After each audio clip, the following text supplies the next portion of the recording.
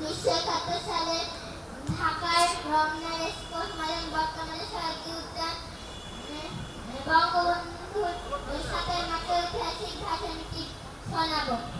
ভাইরা আমার, আজ দুঃখ ভরা ক্লান্ত মন নিয়ে আপনাদের সামনে হাজির হয়েছি।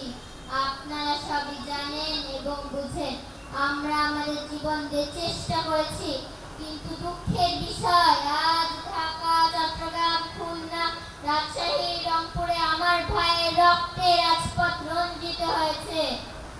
আজ বাংলার মানুষ মুক্তি চায়, বাংলার মানুষ বাঁচতে চায়, বাংলার মানুষ তার অধিকার চায়।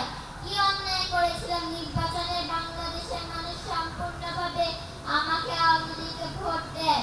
আমাদের ন্যাশনাল অ্যাসেম্বলি বসবে, আমরা সেখানে শাসক তত্ত্ব তৈরি করব, এদেশকে গড়ে তুলব। এদেশের মানুষ অর্থনৈতিক, রাজনৈতিক, সাংস্কৃতিক মুক্তি পাবে।